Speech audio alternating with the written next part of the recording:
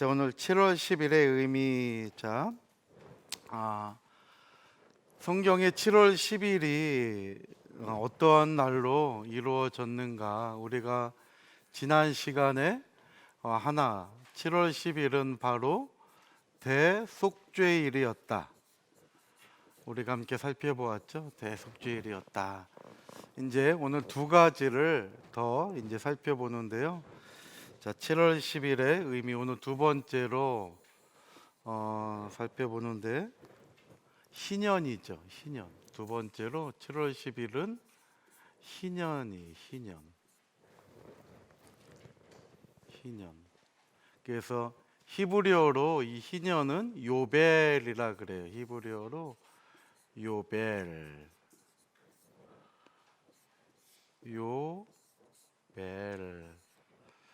요벨이라고 하는데, 이 요벨의 뜻은 히브리어로 희년을 가리키는 요벨의 뜻은 수양의 뿔, 나팔, 그러한 뜻이에요.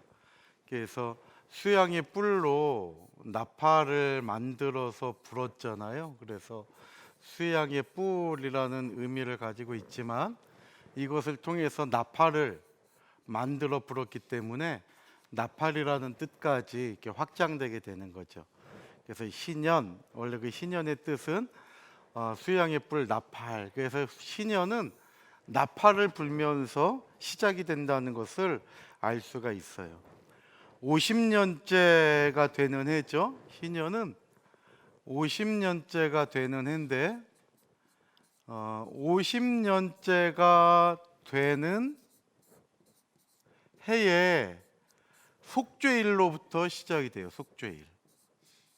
우리가 지난 시간에 대속죄일에 대해서 배웠는데, 이 속죄일이 7월 10일이잖아요. 그러니까는 50년째 되는 해에 7월 10일부터 이 희년이 시작된다는 것을 알 수가 있죠. 그래서 이 희년을 성경에서는 여호와의 해다. 모든 시간들이 하나님의 시간이지만 특별히 이 희년을 가리켜서 여호와의 해다, 또 다른 말로 성별의 해다, 이렇게 희년을 가르쳐 주고 있어요. 성별의 해다.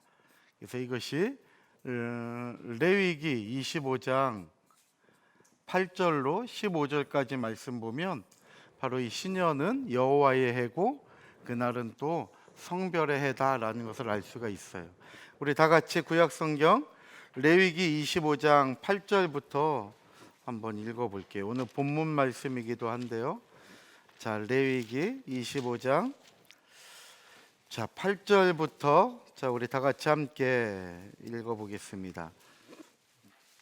이제 앞으로 월요일 날 이 안식일, 안식년, 희년에 대하여 계속 주일날 안식일, 안식년, 희년에 대해서 계속 살펴볼 거예요. 이것을 정확하게 이제 반복되는 것들도 많게 되면서 하나하나 이렇게 좀 이제 깨달아갈 텐데, 이걸 정확하게 알면 분명히 절기에 대해서 어렵지 않을 거예요. 그래서 이 안식일, 안식년, 희년에 대해서 참평안에 이렇게 정리해 나와 있는 내용들 지금 계속 저도 자료 수집하면서 공부하고 있는데요. 그래서 계속적으로 이 주일 오후에는 안식일, 안식년, 희년에 대해서 보면서 앞으로 나올 구속사 시리즈의 그러한 좀 기초적인 부분들을 이렇게 좀 살펴보려고 합니다. 자, 8절에 한번 읽어볼게요. 8절부터 시작. 너는 7 안식년을 계수할지니 이는 7년이 7번인즉 안식년 7번 동안 곧 49년이라. 7월 10일은 속죄일이니 너는 나팔 소리를 내되 전국에서 나팔을 크게 불지며 제50년을 거룩하게 하여 전국 거민에게 자유를 공포하라. 이 해는 너희에게 희년이니 너희는 각각 그 기업으로 돌아가며 각각 그 가족에게로 돌아갈지며 그 50년은 너희의 희년이니 너희는 파종하지 말며 스스로 난 것을 거두지 말며 다스리지 아니한 포도를 거두지 말라. 이는 희년이니 너희에게 거룩함이니라. 너희가 밭의 소산을 먹으리라. 이 희년에는 너희가 각기 기업으로 돌아갈지라. 아멘. 자, 이렇게 볼 때에 계속적으로 희년이 반복되고 있죠. 14절에도 네 이웃에게 팔든지 네 이웃의 손에서 사거든 너희는 서로 속이지 말라. 15절에 희년 후에 연수를 따라서 너는 이웃에게 살 것이요 그도 그 열매를 얻을 연수를 따라서 네가 팔 것인즉 연수가 많으면 너는 그 값을 많게 하고 연수가 적으면 너는 그 값을 적게 할지니 곧 그가 그 열매의 다소를 따라서 네게 팔 것이라 하면서 너희는 서로 속이지 말고 너희의 하나님을 경외하라. 나는 너희의 하나님 여호와니라 말씀하고 있죠. 그래서 이 희년이라는 말이 계속 반복되는데 이 희년은 바로 여호와의 해고 성별의 해라고 하는 사실이에요. 자, 그러면 이 희년의 의미를 이렇게 한번 살펴보면 지난번처럼 의미와 구속사적 의미, 구속사적인 교훈을 우리가 함께 좀 정리해 보면 희년의 문자적인 의미와 구속사적인 의미를 보면 희년은 자유와 해방의 날이에요. 자유와 해방. 그래서 인간뿐만 아니라 땅도 자유를 누리고 해방을 누리게 돼요. 자, 구체적으로 이 희년에 대해서 5가지로 정리해 볼 텐데요. 자, 첫 번째 동그라미로 적으세요. 희년은 거룩하게 구별된 해예요. 희년은 거룩하게 구별된 해다. 이게 희년의 의미예요. 그래서 레위기 25장 12절, 레위기 25장 12절. 그 다음에 두 번째로 희년은 모든 백성들이 자유와 해방을 누리는 때예요. 모든 사람들이 자유와 해방을 누리게 돼요. 그래서 자유를 누리고 해방을 누리니까 그동안 가지 못했던 집에 돌아갈 수 있잖아요. 그 전에 돈이 없어가지고 남의 집에 노예로 팔린 거예요. 근데 남의 집에 노예로 있으니까 마음대로 집에 가지도 못하죠. 근데 희년에 자유를 얻고 해방을 받으니까 이제 편하게 자기 집에 돌아가서 보고 싶은 가족들도 만날 수가 있는 거죠. 그래서 레위기 25장 10절에 우리가 이 말씀을 확인할 수가 있고요. 그 다음에 세 번째, 땅도 자유와 해방을 누려요. 사람만이 아니라 경작할 땅도 자유와 해방을 누리는 거죠. 그래서 레위기 25장 11절에 기록이 되어 있어요. 그 다음에 네 번째, 기업을 회복시켜줘요. 기업은 조상들로부터 물려받은 거 아니에요. 근데 어느 대에서 너무 힘들어가지고 이 기업을 다른 지파에, 다른 사람한테 팔아버린 거예요. 근데 그것이 다시 50년째 희년이 되면 하나님은 그 기업을 회복시키신 거예요. 왜냐하면 이 기업은 사람이 마음대로 사고 팔고 해서 자기의 지경을 넓힐 수 없어요. 하나님이 정한 그 기업을 그 지파 대대로 가야 되는 거예요. 비록 너무나 중간에 힘들고 어려워서 그 땅 일부를 팔아가지고 연명한 때가 있었다 할지라도 희년이 되면 원래 하나님의 작정하신 대로 회복시켜 주시는 거예요. 그래서 희년은 회복의 의미가 있는 거예요. 그러니 희년이 우리에게 얼마나 기다려지는 때고 얼마나 축복의 시간이에요. 그래서 레위기 25장 28절에 기록이 되어 있어요.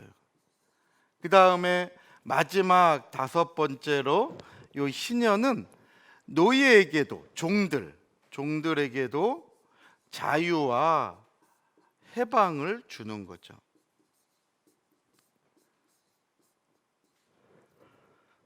한 번 종이라고 해서 우리나라 역사는 그냥 계속적으로 종이 되잖아요. 그런데 한 번 종이라고 해서 영원한 종이 아니라 예수 그리스도를 만나면 우리는 예수 그리스도 안에서 자유와 해방을 누릴 수 있는 거죠. 그래서 레위기 25장 39절부터 41절에 말씀하고 있어요. 39절부터 41절에. 그래서 이 희년은 근본적으로 자유와 해방의 의미를 우리에게 줘요. 그런데 이것은 구속사적으로 우리의 영원한 자유, 우리에게 영원한 해방을 주시는 분은 바로 예수님이라는 거죠. 그래서 영원한 자유와 해방을 주시는 분은 바로 예수 그리스도라는 것을 우리에게 보여주고 있는 거예요. 이렇게 희년이 되면 사람도 자유케 하고 해방시켜요. 땅도 또 종도. 그런데 또 시간이 지나가지고 또 삶을 잘못 살아가지고 실수하고 또 실패하는 가운데 다시 기업도 빼앗기고 내가 그 사람에게 종으로 끌려갈 때도 있잖아요. 그러니까 이 자유와 희년의 자유와 해방은 일시적인 거라는 거예요. 그러니까 매년 50년째가 되면 희년이 돼가지고 하나님은 계속 우리들에게 가르쳐 주시는 거죠. 그러나 마지막 예수 그리스도께서 우리 가운데 오실 때 이 희년은 영원한 자유, 영원한 해방이라는 거예요. 다시는 세상이 구속되지 않는 해방을 우리에게 보여주고 있는 거죠. 그래서 예수 그리스도께서 이 땅에 오신 초림의 때가 누가복음 4장에서는 바로 은혜의 해다 이렇게 표현하고 있죠. 이것이 누가복음 4장 17절부터 19절에 말씀하고 있어요. 자, 다 같이 찾아볼게요. 참 중요한 구절이에요. 어렵죠. 참 지도해 주시는 분이 없으면 참 어려운 구절 가운데 하나예요. 누가복음 4장 17절로 19절. 이것은 4장 17절에 보면 선지자 이사야의 글을 드리거늘 그랬잖아요. 그랬더니 예수님께서 그 이사야서에서 책을 펴요. 그게 어디냐면 이사야서 61장 1절로 2절이에요. 그러니까 이 두 개가 병행 구절이에요. 이사야서 61장 1절로 2절에 이미 이사야 선지자를 통하여 예언해 놓으신 것을 그 이사야 선지자가 예언한 그 실체가 바로 나다. 이걸 예수님께서 알려주시는 거예요. 그 은혜의 해, 이 은혜의 해의 주인이 바로 나야. 이걸 예수님께서 알려주시는 거예요. 그래서 누가복음 4장 17절에 이사야의 글을 드리거늘 책을 펴서 이렇게 기록한 대로 예수님께서 찾으셔가지고 읽어주신 거예요. 자, 18절부터 19절까지 한번 읽어볼게요. 시작. 주의 성령이 내게 임하셨으니 이는 가난한 자에게 복음을 전하게 하시려고 내게 기름을 부으시고 나를 보내사 포로된 자에게 자유를 눈먼 자에게 다시 보게 함을 전파하며 눌린 자를 자유케 하고 주의 은혜의 해를 전파하게 하려 하심이라. 여기 은혜의 해, 빨간색 볼펜 있으면 네모 박스 쳐놓으세요. 형광펜 있으면 칠해 놓으시고, 이 은혜의 해가 바로 희년을 얘기하고 있는 거예요. 이사야 선지자가 얘기한 희년이에요. 자, 한번 이사야서 61장을 볼게요. 이사야서 61장을 한번 직접 한번 확인해 볼게요. 자, 이사야서 61장 1절로 2절 말씀 보세요. 여기 보면 또 은혜의 해라는 단어가 나오죠. 예수 그리스도가 이 땅에 초림하실 것을 이사야 선지자를 통해서 예언해 놓으신 곳이에요. 자, 시작. 주 여호와의 신이 내게 임하셨으니 이는 여호와께서 내게 기름을 부으사 가난한 자에게 아름다운 소식을 전하게 하려 하심이라. 나를 보내사 마음이 상한 자를 고치며 포로된 자에게 자유를, 갇힌 자에게 노임을 전파하며 여호와의 은혜의 해와 우리 하나님의 신원의 날을 전파하여 모든 슬픈 자를 위로하되. 아멘. 보세요. 여기 여호와의 은혜의 해 나왔죠? 이 은혜의 해가 희년이 희년. 그러니까 네모박스 쳐놓고 희년 적어 놓으세요. 그래, 안 잊어버려요. 희년. 그리고 뒤에 보면 신원의 날이 또 나와요. 희년과 우리 하나님의 신원의 날, 이 신원의 날은 바벨론에 대한 징계를 얘기한 거예요. 이사야 선지자가. 이제 이사야 선지자는 이스라엘 백성들이 주전 586년에 시드기야를 끝으로 완전히 바벨론의 포로로 끌려갈 것을 알게 되죠. 그래서 왕들에게 항복하라고 얘기해도 듣지 않아요. 그러니까 이사야 선지자가 하나님의 성령의 역사하신 가운데 이제 바벨론에게 이 나라가 무너지는 걸 알고 하나님, 그 바벨론을 하나님께서 신원해 주시는 그 날이 있다는 것을 얘기하고 있는 거예요. 그래서 여기 신원의 날이라고 하는 것은 바벨론에 대한 징계의 날을 얘기하는 거예요. 그러니까 모든 역사는 하나님의 주권 속에 이루어진다는 것을 알 수가 있죠. 자, 그러면 여기서 우리가 중요한 걸 지금 아는 거예요. 예수님이 초림하셨어요.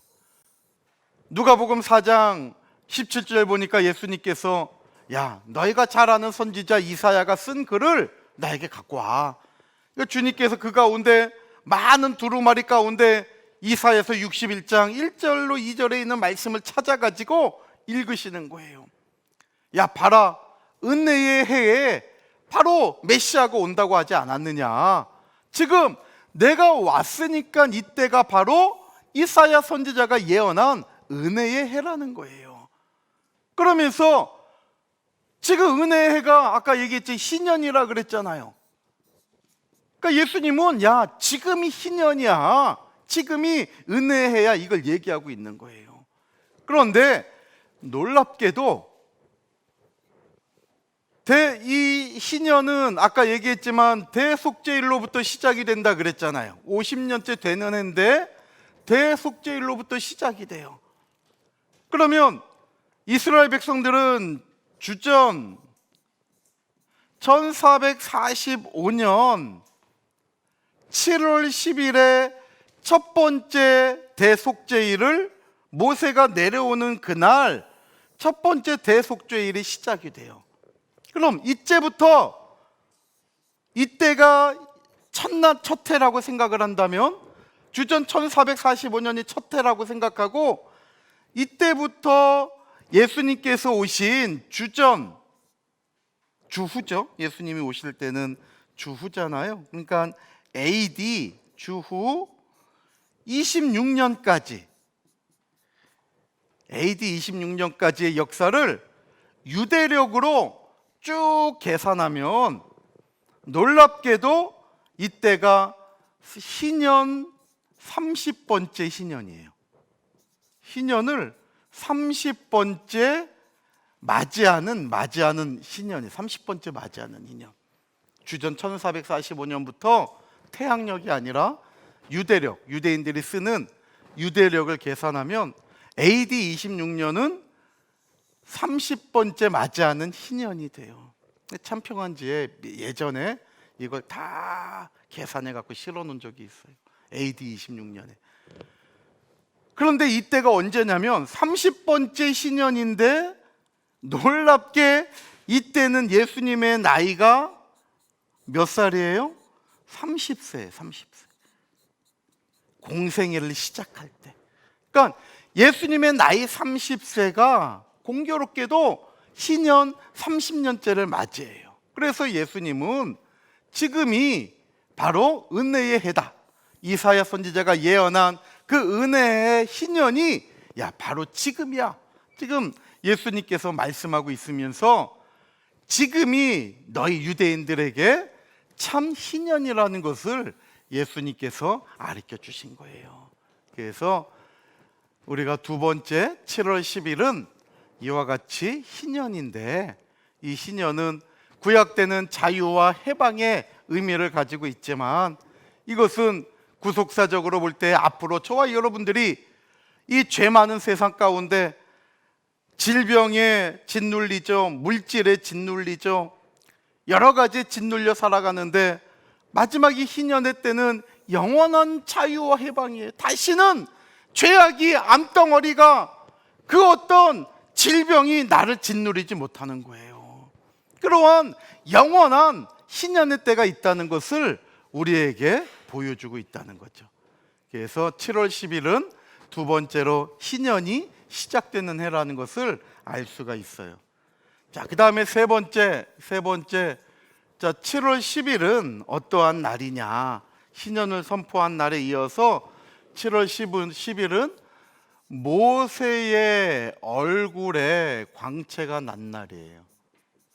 모세의 얼굴에 광채가 난 날, 빛이 난 날. 이때가 7월 10일이죠. 역사적으로 주전 1445년 7월 10일. 이때 모세가 8차 하산하면서 그 두 돌비를 가지고 내려올 때 얼굴에 광채가 났다고, 얼굴 피부에 광채가 났다고 얘기하고 있죠. 자, 출애굽기 34장을 함께 볼게요. 출애굽기 34장 29절 말씀입니다. 자, 성경의 7월 10일은 이렇게 세 번 중요한 의미를 우리에게 주고 있어요. 그래서 7월 10일은 대속죄일이고, 그 다음에 희년이 선포된 날이고, 그 다음에 모세의 얼굴에 뭐가 났어요? 광채, 얼굴 피부. 성경에는 얼굴 피부에 광채가 났다고 얘기하죠. 자, 출애굽기 34장 29절 말씀을 다 같이 함께 읽겠습니다. 29절 30절은요, 요거 좀 별표 쳐놓으세요. 아주 중요한 구절이에요. 자, 34장 29절 30절. 자, 다 같이 함께 읽어볼게요. 시작. 모세가 그 증거의 두 판을 자기 손에 들고 시내산에서 내려오니, 그 산에서 내려올 때 모세는 자기가 여호와와 말씀하였음을 인하여 얼굴 꺼풀에 광채가 나나 깨닫지 못하였더라. 아론과 온 이스라엘 자손이 모세를 볼 때에 모세의 얼굴 꺼풀에 광채남을 보고 그에게 가까이 하기를 두려워하더니. 아멘. 보세요. 모세의 얼굴 꺼풀, 개역 개정판에는 이 꺼풀을 피부로 이렇게 바꿔놨어요. 그러니까 모세의 얼굴 꺼풀, 피부에 광채가 났다는 거예요. 그러니까 본인은 깨닫지 못했죠. 이와 같이 7월 10일은 모세의 얼굴에 광채가 난 날이에요. 자, 그러면 이것은 어떠한 의미를 가지고 있느냐? 자, 똑같이 한번 정리해 보면, 모세의 얼굴에 광채가 난 것의 이 문자적인 의미는, 이것은 없어질 영광이라는 거죠. 모세에게 광채가 났다는 것은 영광이 나타났다는 거잖아요. 그런데 모세가 온 몸에 광채가 난 게 아니라 모세의 얼굴에만, 모세의 얼굴 피부에만 광채가, 꺼풀에만 광채가 났다는 거예요. 이것은 없어질 영광을 나타내요. 그러나 이것은 장차 저와 여러분들이 재림하시는 주님으로 말미암아 갖게 될 영원한 영광을 나타내요. 영원한 영광. 바로 이것이 변화예요. 영원한 영광. 이것이 바로 변화의 세계의 변화. 그래서 마지막 때 저와 여러분들도 모세와 같이 영광의 이 광채가 나는데, 그때는 얼굴에만 광채가 아니라 예수님 같이 우리가 입은 흰옷까지도 전체가 광채가 나서 정말 없어지지 아니하는 영원한 영광. 그래서 주님과 함께 변화의 자리에 들어갈 것을 우리에게 약속하고 있다는 거예요. 마태복음 17장에 보면 변화산에 올라가셔서 예수님이 변화가 되시잖아요. 1절로 2절 말씀 보면 예수님은 얼굴만 빛이 난 것이 아니라 전체, 얼굴이 해같이 빛나고 옷도 빛과 같이 휘어졌다고 2절에 말씀하고 있어요. 모세는 얼굴만 광채가 났지만 예수님은 얼굴만이 아니라 온 전체가 빛이 난 거예요. 이것은 마지막 우리도 이러한 변화의 자리에 들어갈 걸 얘기하고 있다는 거죠. 그래서 빌립보서 3장 21절 말씀에 아주 중요한 구절, 저는 이 말씀이 너무나 중요하게 여겨져요. 자, 다 같이 한번 읽어볼게요. 빌립보서 3장 21절. 참고로 이 변화는 고린도전서 15장에 있죠. 고린도전서 15장 51절로 58절에 호련히 우리가 변화한다고 얘기하고 있잖아요. 그런데 요 고린도전서 15장을 뒷받침해 주는 정말 너무 명쾌한 구절이 빌립보서 3장이에요. 자, 한번 보세요. 3장 21절. 자, 3장 21절 시작. 그가 만물을 자기에게 복종케 하실 수 있는 자의 역사로 우리의 낮은 몸을 자기 영광의 몸의 형체와 같이 변케 하시리라. 아멘. 보세요. 그가 만물을 자기에게 복종케 하실 수 있는 자의 역사로 우리의 뭐예요? 낮은 몸. 이 낮은 몸을 예수님과 같은 영광의 몸의 형체와 같이 어떻게 하신대요? 우리를 변하게 해주신다는 거예요. 여기 낮은 몸이라는 단어가 타페이노시스라는 단어인데, 낮은 몸.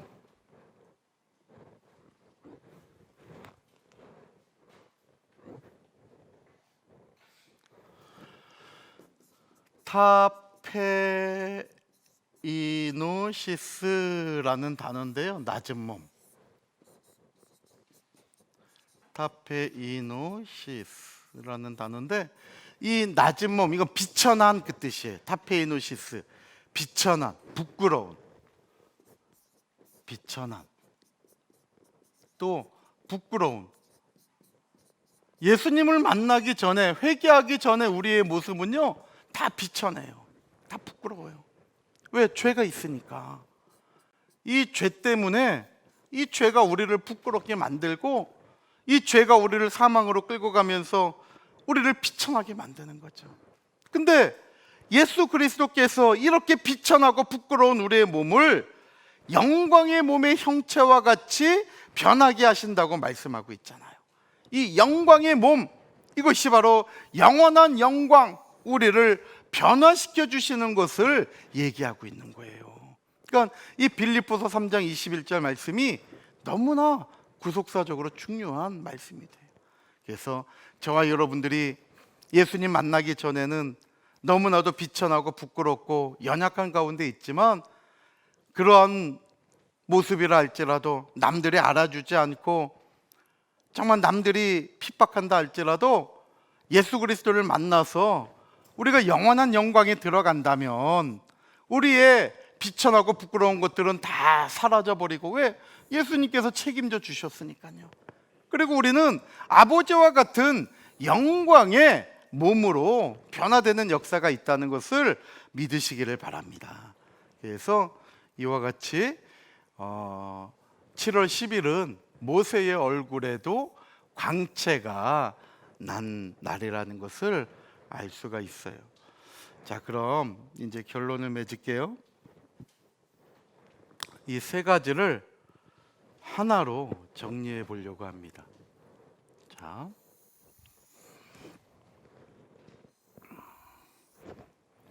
이제 우리가 이 세 가지를 이제 보기 쉽게 하나로 이렇게 정리를 하면,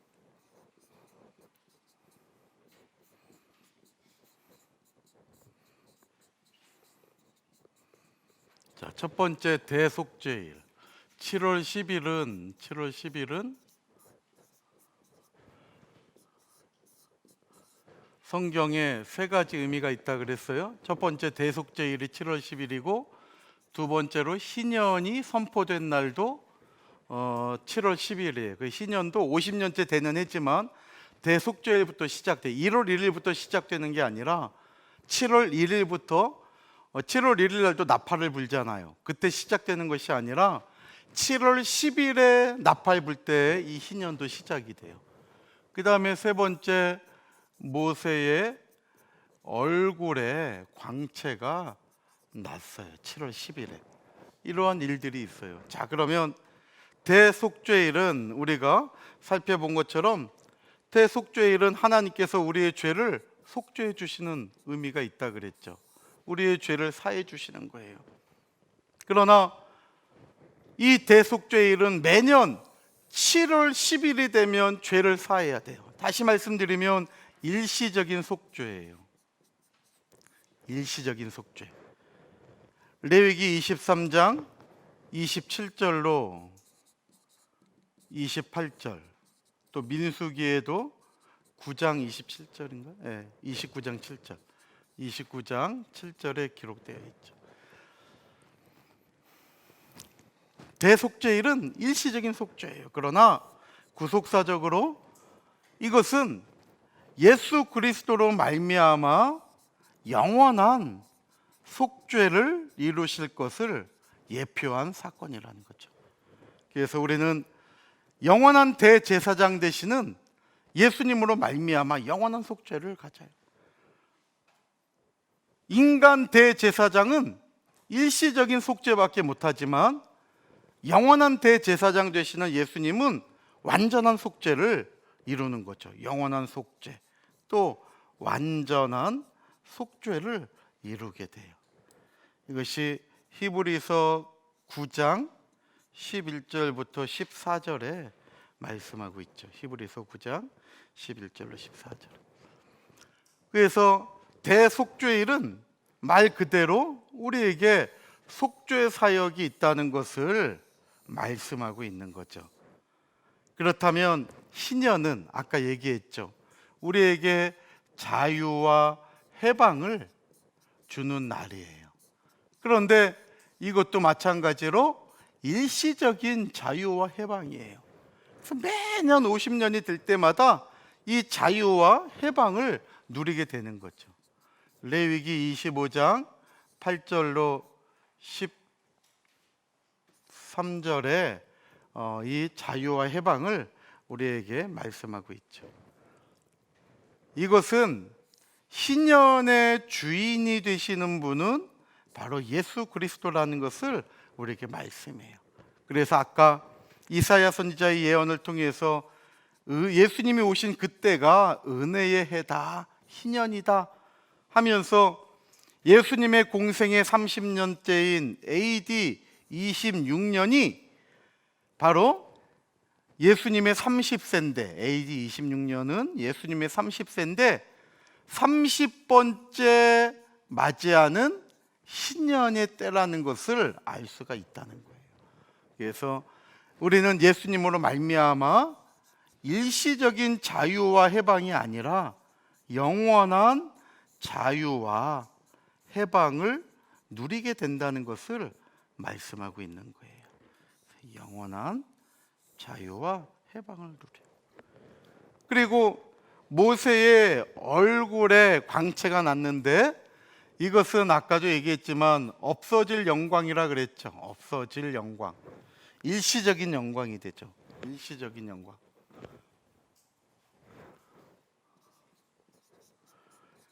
모세 얼굴에 광채가 계속 난 것이 아니라 7월 10일 날 일시적으로 난 거예요. 일시적으로. 그리고 이 광채는 계속 지속되지 않아요. 없어지죠. 이건 없어질 영광이다. 자, 고린도 후서 아까 안 적었는데 3장 7절. 고린도 후서 3장 7절. 그리고 출애굽기 34장 29절이었 29절 맞죠? 29절. 34장 29절이었죠. 자, 이 없어질 영광, 모세의 영광은 없어질 영광이었는데 이것이 이제는 없어질 영광이 아니라 더 큰 영광, 성경에 보면 더 큰 영광, 또 넘치는 영광이다. 넘치는 영광으로 우리에게 이제 나타난다는 거죠. 더 큰 영광, 넘치는 영광. 이게 고린도 후서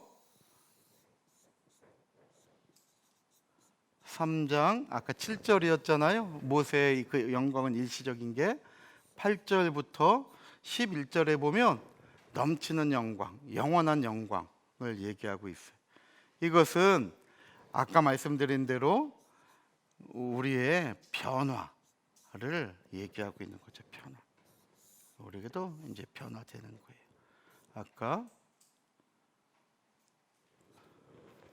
3장 21절 어디요? 빌립보서 3장 21절이죠.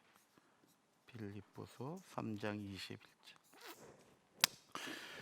이렇게 7월 10일 날 있었던 세 가지 사건을 우리가 정리해 보면 우리가 변화의 과정으로 나아가는 길이라는 걸 알 수가 있어요.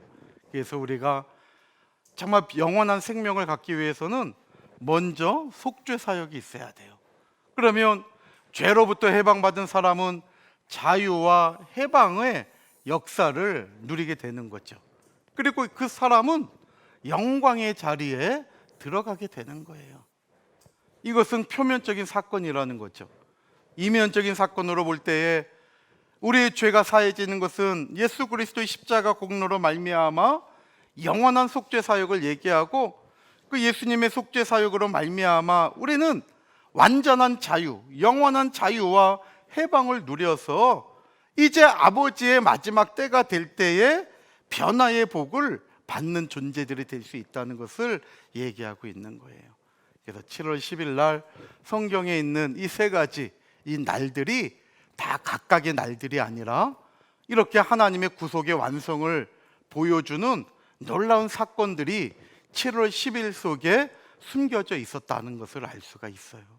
그래서 이걸 다시 한번 정리하고 살펴보는 가운데 성경의 모든 것들은 정말 우리를 향한 아버지의 사랑과 나를 구원하시고자 하는 놀라운 하나님의 뜻이 있다는 것을 기억하시고, 늘 성경을 상고하고 또 배우고 깨닫는 가운데 이 놀라운 하나님의 구속 경륜을 깨달아 가지고 저와 여러분들의 이 나라고 하는 존재가 아까 얘기한 비천하고 부끄러운 보잘것없는 존재가 아니라 너무나도 귀하고 아름답고 하나님께서 기뻐하시는 존재라는 것을 기억하시고, 하루하루의 삶이 하나님의 은혜 가운데 더 좋아지고 아름다워지고, 그래서 아버지 앞에 설 때에 너 참 수고 많았다, 잘했어, 정말 칭찬받고 인정받는 저와 여러분들이 다 되시기를 주님의 이름으로 축원합니다. 우리 마지막으로 고린도 후서 3장 7절로 11절까지 한번 읽고 마칠게요. 자, 고린도 후서예요.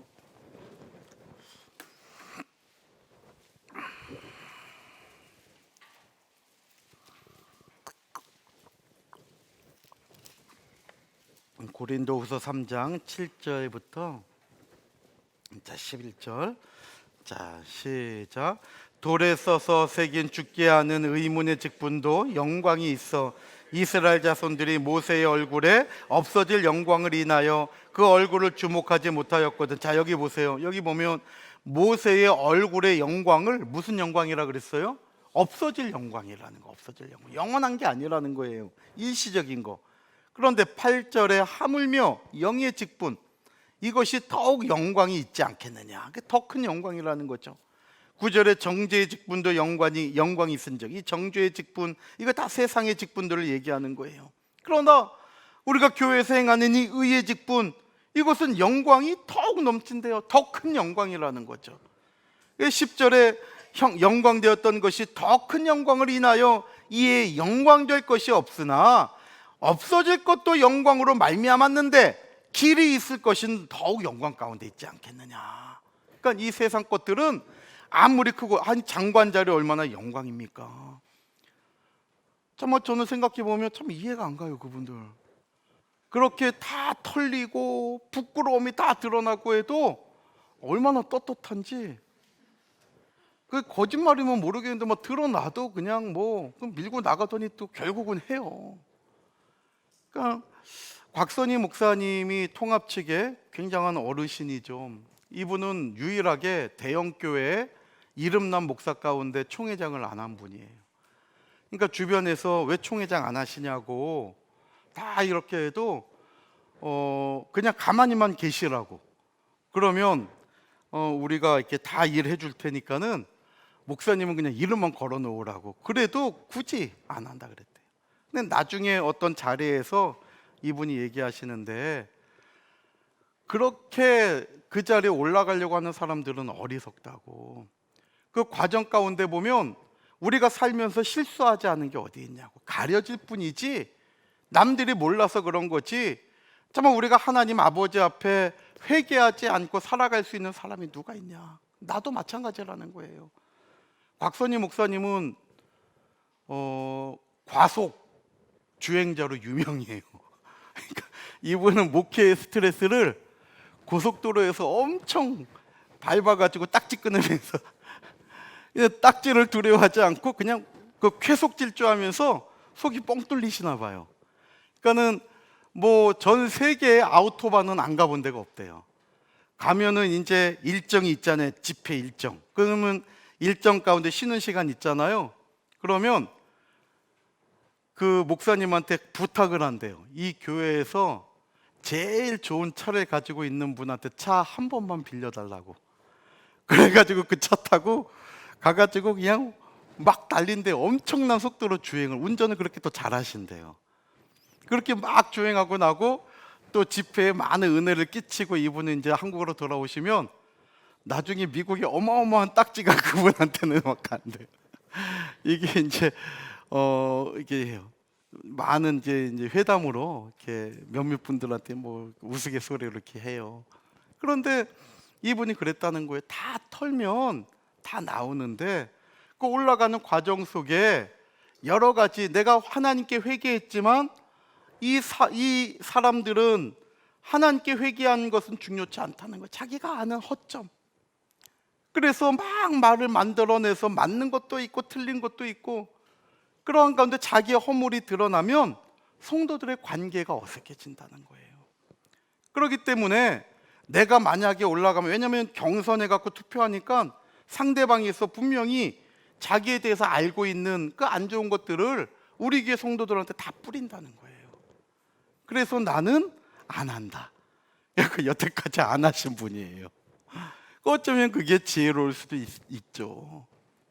참 우리는 다 부끄러운 참 그런 부분들이 있어요. 그러나 참 하나님께서 마지막 때 우리의 그러한 없어질 영광, 이러한 모든 것들을 더 큰 영광, 넘치는 영광, 변화의 모습으로 우리를 바꿔주신다는 것을 기억하시고, 세상의 직분도 너무나 중요하고 영광된 자리지만 정말 하나님 아버지께서 기억하시는 저와 여러분들의 그러한 구역장의 직분, 또 회장의 직분, 임원의 직분, 이것이 너무나 크고 아름답고, 그리고 이 직분은 세상이 알아주지 않는다 할지라도 없어지지 않는 영원한 직분이라는 것을 기억하시고, 이 직분을 통해서 하나님께 영광 돌리며 그 나라 갈 때까지 변함없는 동행을 이루어가는 저와 여러분들이 다 되시기를 주님의 이름으로 축원합니다.